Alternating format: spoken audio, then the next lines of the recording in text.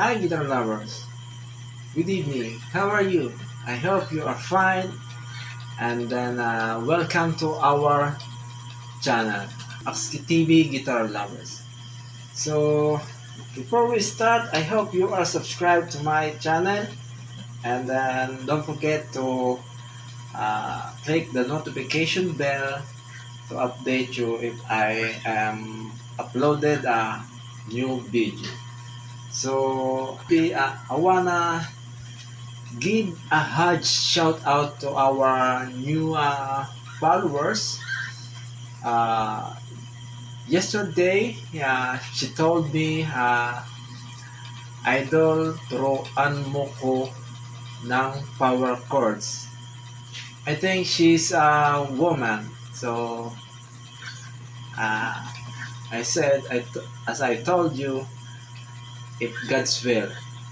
So I think God's will grant your request. So for now, I'm giving you a special lesson for you and to our viewers and to our subscriber or followers. I don't know what she asking for. By the way, I think is a bar chord tutorial or a power chord tutorial rather.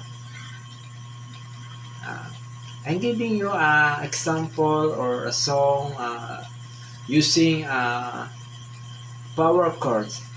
Power chord, I think power chord is this, is like a pip chord.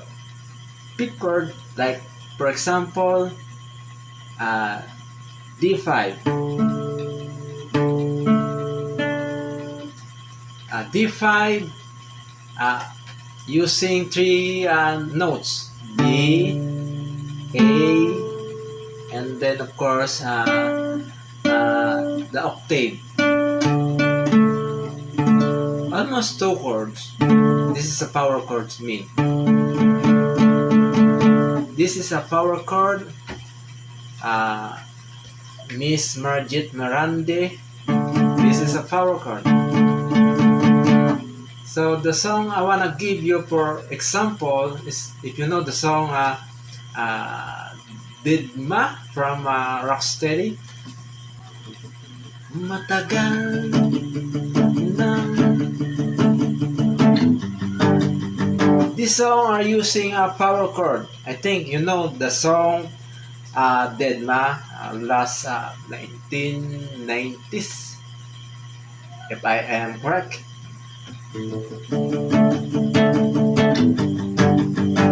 This is a power chord.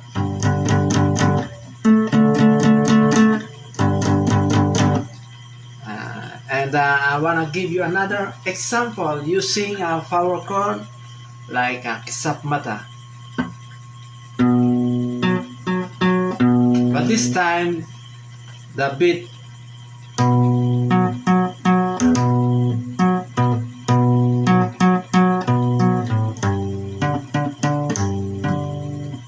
anyway, I think actually the power chord is using for rock and roll music, just like using a power chord. Usually it is used rock and roll with using palm muting.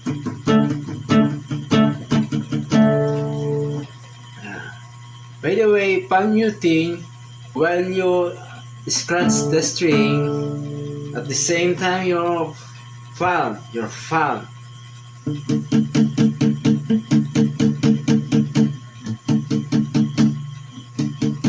softly touch the palm and then your feet.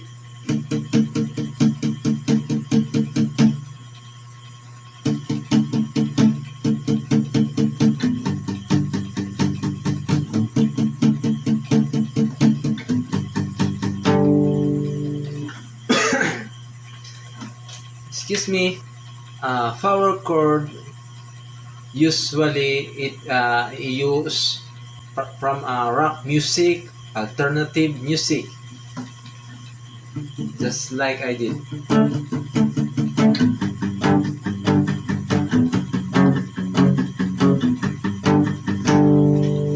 This is the example of power chord using almost 2 string.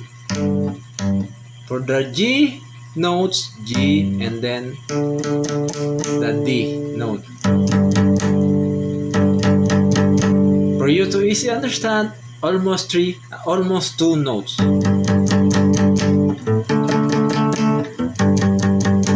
These are called a power chord.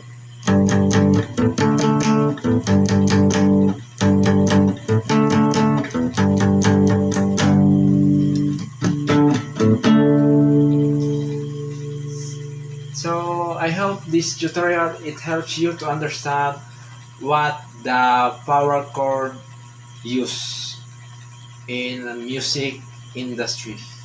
Alright, thank you for watching and may God bless you. Good night.